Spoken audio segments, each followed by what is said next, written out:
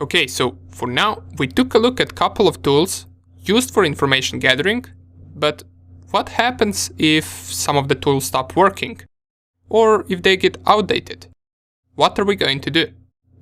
We cannot depend on certain tools. If a tool breaks, we must find our way around to do the task either using other tool or by creating that tool ourselves. Well, luckily, there are a lot of tools available for us to download online. And we cannot cover all of them, but what is important to cover is how we can download them. So, in this video, we're going to be searching for an information gathering tool that we can download online and then run in Kali Linux. And the best place where we can find those to download is GitHub. Most of you, if you are either a developer or a programmer, are already familiar with GitHub, and for those of you who don't know what GitHub is world's largest community of developers that build and share their software. So let's see how we can download some additional tools from there. First of all, open up your Firefox, and when we download tools, we either know exactly which tools we want to download, so we search them by their name, or we have no idea what tools even exist. And this is the case where we don't even know what we want. We only know that we're looking for a tool used for information gathering. So let's just type that. In search bar, type information gathering tools GitHub. Up here, information gathering tools GitHub. Press enter. Okay, so let's just click and go with the first link. Information gathering tools. Make sure that it is from the GitHub page. And down here it will output us with a bunch of different tools that are used for information gathering. As we can see in the description, scan all possible TLDs for a given domain name, information gathering, website reconnaissance. This is a program to detect probability of admin page. And we got a bunch of different tools. If we go to some other links, we will also see some other tools available. So from the second link, we get the Sherlock, the Photon, F-Society, Pen Testing Bible. If I go all the way down, here is the Harvester. Remember this tool we used in the previous video. And by the way, if you didn't test out once again whether you managed to get some of the results with it, try it out right now. And down here, we will get Discover, which is also a known tool, Raccoon, Striker, Red Hawk, SandMap, and a bunch of others as well. And let's just go with any one of them. Let's just go with this one. Let us read the description. It says, all-in-one tool for information gathering, vulnerability scanning, and crawling. A must tool have for all penetration testers. Okay, so it seems interesting. Let us click on it. Click on Red Hawk. And here is the page of the tool. These are all of the files that the tool has. We can see them right here. Down here we got README. This is what we can perform with Red Hawk, so we can read what are our available options with it. And down here, released versions, changelog. Down here we also get how we can install it, how to configure it, and we get usage. Now, sometimes you will need to install some of the requirements that the tool needs in order to run. And you can almost always find the commands that you must run on this tool page. So as we can see right here, we got the usage and installation, so all we need to do is follow both of them. And different tools might need different requirements, but this is something that you will get better at the more tools you install. However, to just download a tool from GitHub, you will always use the same command, and for this command, what we need to do is we need to copy the link to this tool. So copy up here, this link, right click, copy. Let us lower this page and open our terminal. And the command is git clone. And by the way, make sure that you're in the /desktop directory before you run this. Then type git clone, space, and then paste the link and press enter. And this is the command that we use to download a tool from GitHub. As we can see right here, it downloaded all of the files, and right now on our desktop we got the folder called Red Hawk, which is our tool. And also keep in mind that sometimes, once you're searching for a tool, you might need to download multiple different tools before you run into a good one. So let's test this Red Hawk tool out. Let's see whether it is any good. To run it, well, we don't know how to run it, but we can go to the Red Hawk directory and see what files we got right here. So we got some PHP configuration files, functions, PHP, these are all of the files that we really are not interested in at the moment. If there was, for example, a usage file, we would most likely want to read that, in case the tool is complicated. But for now, we got this redhawk.php file. And out of all of these files, this is the file that seems to be the tool. So how can we run this? Well, first we notice what type of file it is. It is a PHP file. So to run it, we must type PHP and then the file name. If it was, for example, a Python file, we would type Python and then the file name. So depending on which file type it is, we run it like this, so PHP, redhawk.php, and press enter. It will load this with its banner, and it tells us right here that some of the modules are missing, and it tells us that we can try fix command, or we can simply just install it ourselves using terminal. So let's see whether this tool will install it for us. If I type fix, checking if curl module is installed, curl module not installed, and installing curl operation requires sudo permission, so you might be asked for password. This asks us for sudo password, and let's input it. And it seems to be downloading the curl module for us automatically, and we don't need to run other commands. It is also installing the second thing that I'm missing. So let's just wait for this to finish. And it tells us right here, job finished successfully. Please restart Red Hawk. So let's clear the screen and run once again PHP Red Hawk, and right now we don't get any error messages right here. It only asks us which website we want to scan. So let's just go with Google, why not? Let's see what are the available options that we have. Enter 1 for HTTP or enter 2 for HTTPS, and since Google is HTTPS of course, we will select 2. And here are all of the available options that we can use with our Red Hawk. Basic recon, site title, IP address, Cloudflare detection. So let's see just the basic recon of Google. If I type number 0, it should perform the basic recon. And here are some of the basic output for Google. So we got site title to be Google, IP address, web server, Cloudflare, and it seems to be stuck at Cloudflare. So let's just Control C it. It could be just a bug, and let's run it once again. Type google.com. Type 2 for HTTPS, and let's go once again with 0 just to see whether it will perform it correctly right now. And never mind, it seems to be stuck at Cloudflare once again. So let's just go with other options and test them out. Now this is what I'm talking about. Maybe if you don't like this tool, maybe you want to consider going and finding some other one. But for now we only tested one of the options, so let's go with other ones as well and see what else can we get. The who is lookup, let's go with that one. And we get the who is response for our Google. Good, so this option seems to work. It tells us scanning complete, press enter to continue, so let's continue and let's go with geo IP lookup. This should tell us the coordinates of the Google, and it does tell us the country, the IP address, the latitude and longitude, but city and state seems to be unavailable. Let's go with another option. We got grab banners, DNS lookup, subnet calculator, nmap port scan, and this option right here is something that we are not going to run right now, since this is something that we cover in the scanning section. The subdomain scanner is also something that we are not going to be doing right now. These options as well, so these are just some of the advanced options that we are going to cover later on, so we won't be running them at the moment. We can go with, for example, DNS lookup to check out which DNS servers it has, and here is the output. So this tool seems to be pretty good. It does give us some of the information for Google.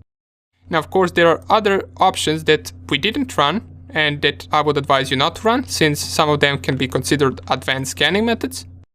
But nonetheless we will be covering them in the next section. So for now on, what we did is we managed to find a random tool on GitHub install it and get it to work. We also tested it out, and it did give us some of the information. Now, what I want you to do for the next video is try to download the same way a tool called Sherlock.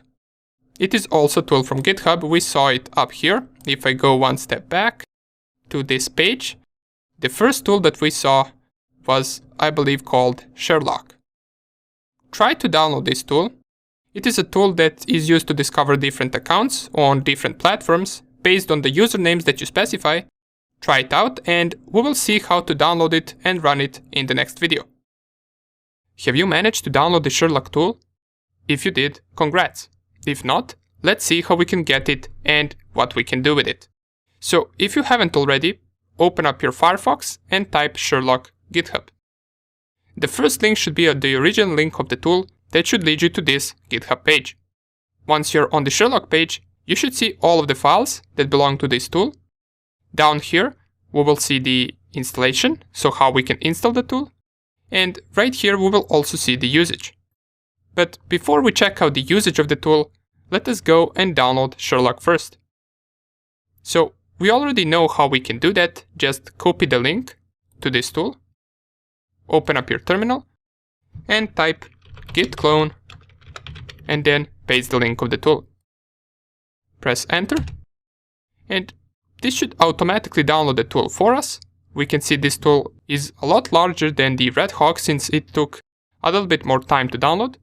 And once it finishes downloading, we should type ls and we will see the Sherlock folder inside of our desktop directory.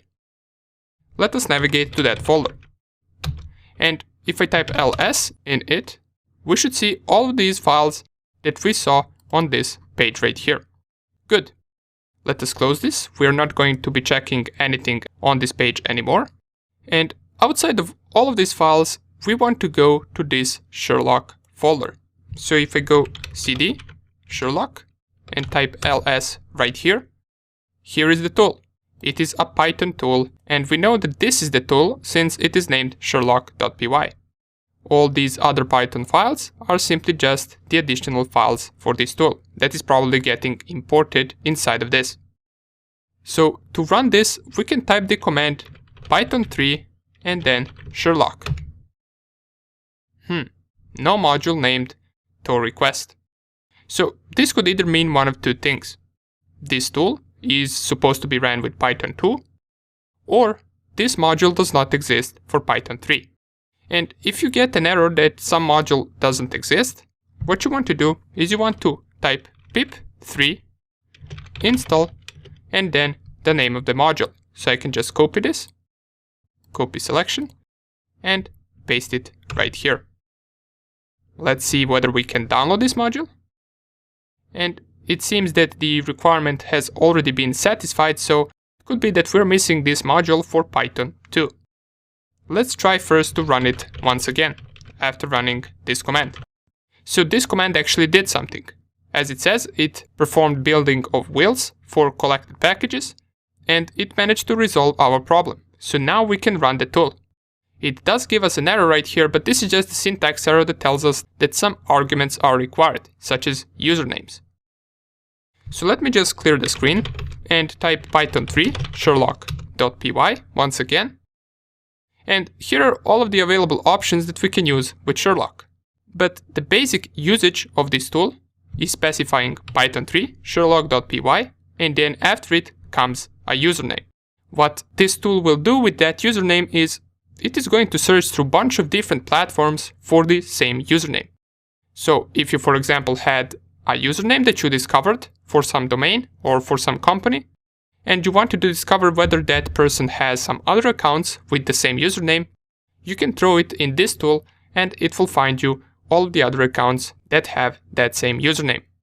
What are we going to use here? Do you remember our harvester tool? It didn't work once we tried it out, but what I did a few minutes ago is I ran the command on the same domain that didn't work previously once we tried it before. I also put the source to be Twitter, so it managed to find 10 users that have Twitter, and these users are discovered from this domain. If I go and copy any one of them, and let's go with keyframes, and throw it in this tool,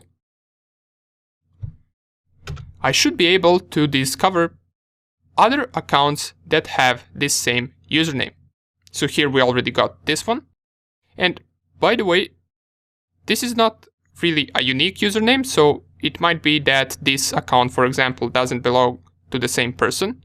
But if you were to find a unique username, such as, for example, maybe this one, or even this one, and throw it inside of this tool, and you manage to discover some other accounts, those accounts will probably belong to that person. But if the username was something like media, and we put media inside of the Sherlock tool, well then most likely all of those accounts will not belong to the same person. Okay, so here is our output, and it managed to discover a bunch of other accounts that also have the same username. So let's try with another username. If I go all the way down and Control-C this, then clear the screen.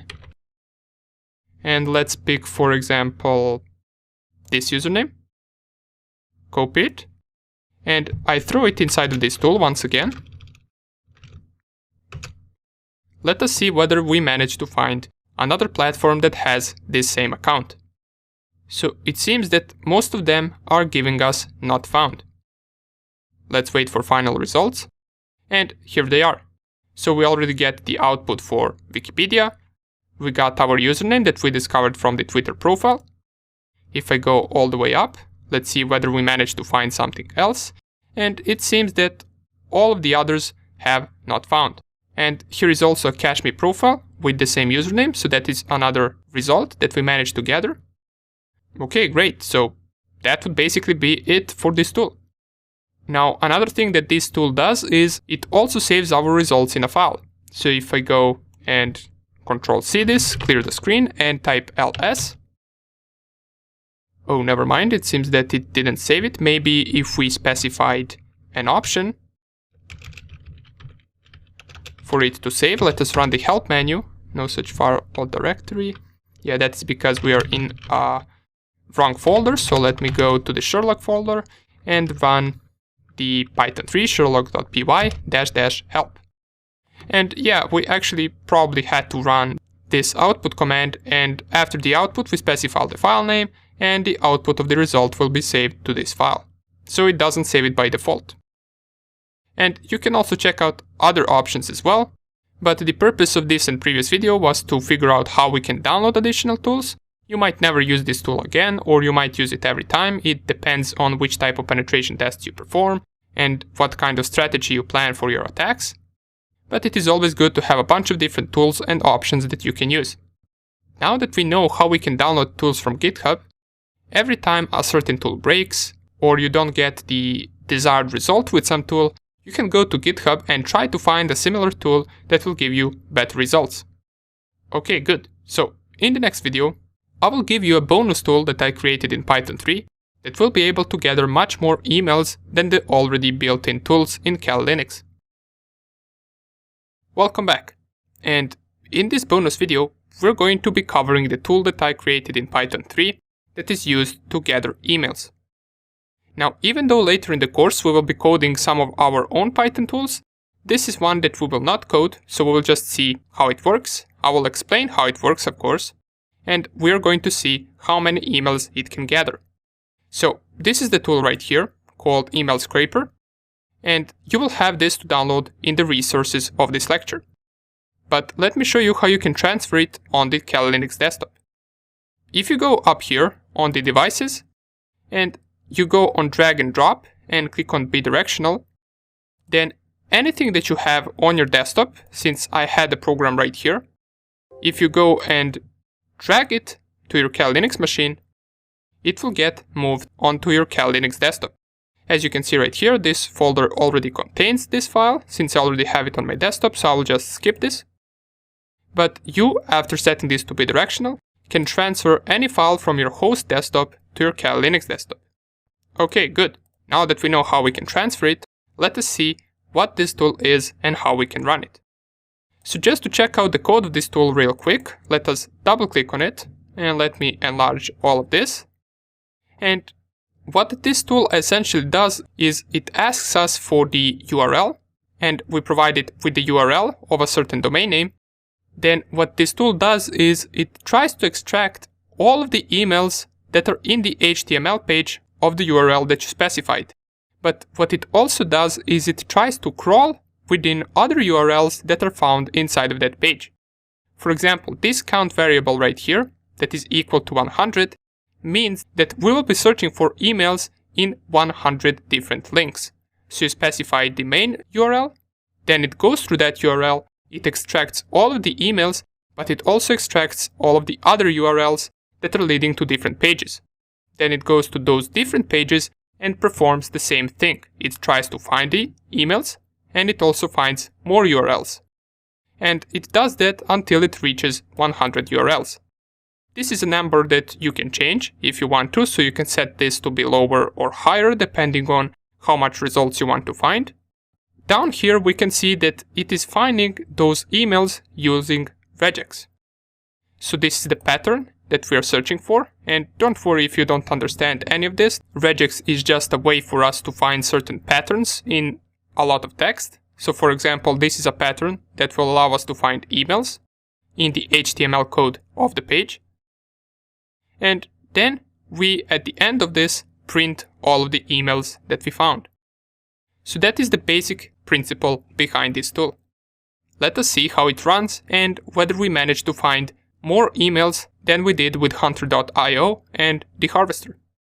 So let's close this, go to our terminal, find where you have this file downloaded, and I have it on my desktop.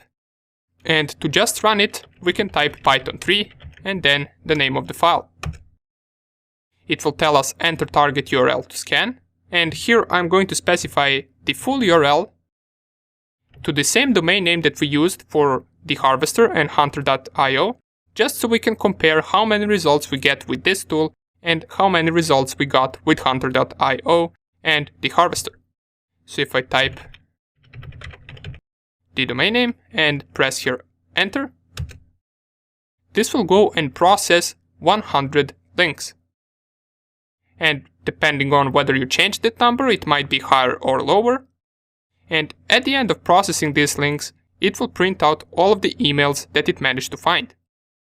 So if you remember, with hunter.io, the website that we used, with the free account we managed to gather 10 different emails. With the harvester, first time we didn't manage to get any email, but after running it a couple of times we might be able to get around 10 to 15 different emails with the harvester. But let's see how many this tool will find. So let's just wait for this to finish and I will get back to you as soon as it's done.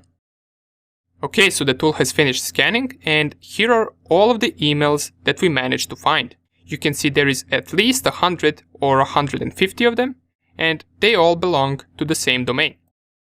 Now, we might occasionally find some email that doesn't belong to this domain, and we saw one down here, I believe. Let me just find it. This one. It doesn't have the domain name inside of the email, but all of the others do. And we got at least 5 to 10 times more results than we managed to get with the harvester, which is Kali Linux tool, or with the free account of hunter.io. And here are all the links that it processed, so it clicked on all of these links and it tried to extract as much emails as it could from these links. Cool, right? So now you have a tool that will be able to capture a lot of emails based on the specified domain. Just make sure that once you run the tool, you specify HTTP or HTTPS before the domain name. Okay, so this tool is now yours. Feel free to use it as much as you want. And later on in the course, we will also be coding our own Python tools. They will not be some too advanced tools, but we will be covering basics of creating our own hacking tools, which is something that every hacker should at some point of their journey learn. Great. So now that we finished with the information gathering section, we are ready to start off with scanning section. And you might be wondering, how are you going to be able to follow the scanning section and all the other sections since you don't really have permission to scan any website? Don't worry, there are a lot of free vulnerable machines and websites that we can download and practice on them. And we're going to be seeing how we can find them and install them inside of our VirtualBox. So we will have our own vulnerable lab where we can practice our hacking. So thank you for watching this section, and I will see you in the next one. Welcome back. Here we are, ready to start our scanning phase. We have covered the information gathering, which was first phase of penetration testing, and now we will proceed with the second stage by scanning our target and trying to get even more information about it. Now, the difference between information gathering and scanning is that scanning is performed on a much deeper level. And also, while in the first phase we gathered all kinds of information such as emails, phone numbers and a bunch of other things, in the scanning we are mainly focused on technology side. So we want to find out as much as we can about our target's technical aspect. We're going to talk about in just a second as to what exactly are we looking for in this stage and what are all the goals of this stage. But first, you could be wondering, what are we going to scan? Since remember that scanning is something that we are not allowed to do on any target that we want. Don't worry, for this stage and any future stage from now on, we're going to be using vulnerable virtual machines. There are lots of paid vulnerable virtual machines that you can buy and test on, but for this course I will be showing the free ones. So all of us can download them, install them, and then try to hack them. All of these virtual machines are going to be running some outdated vulnerable software that we will be able to exploit in the third stage, and they will also require very little hardware power. So all of us will be able to run them while also running Kali Linux. And keep in mind that penetration testing process will look exactly like it would look in real world, if you were to test some website or some network. The only difference is that right now we know that these machines are vulnerable since I just told you, and in real world you wouldn't essentially know that before testing them.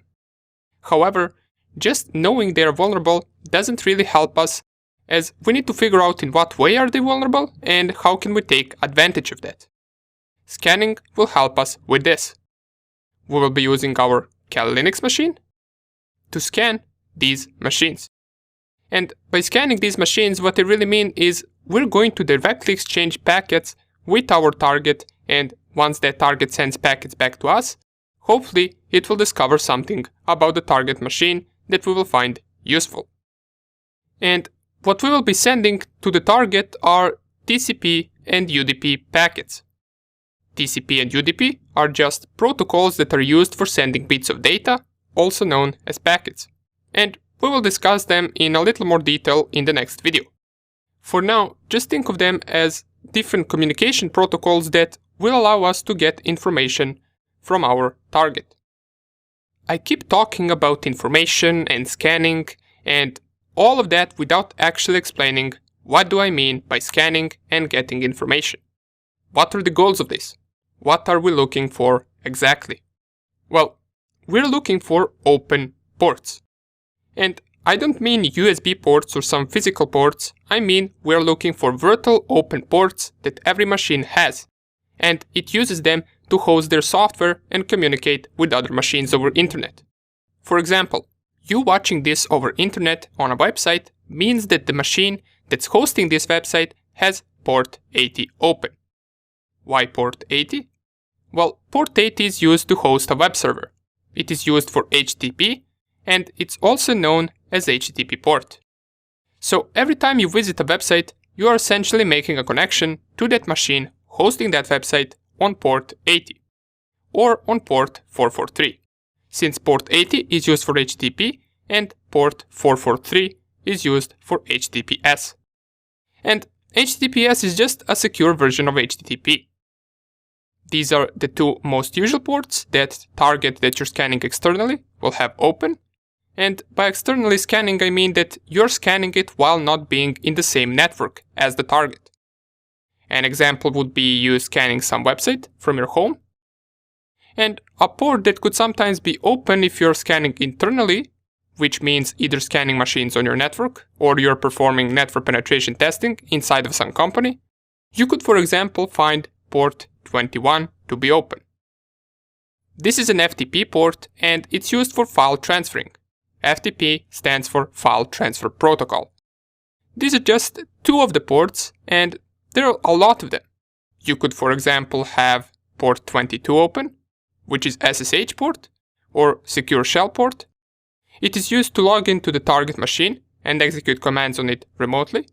We could also have, for example, port 53 open, which is DNS port, or we could have port 25 open, which is SMTP port. So there are a lot of ports. Matter of fact, every machine has 65,535 ports for both TCP and UDP. And if there is just one open port with one vulnerable software running on that open port, then that target is vulnerable and it could be exploited. Now, the highest secured machines are the ones that have all ports closed.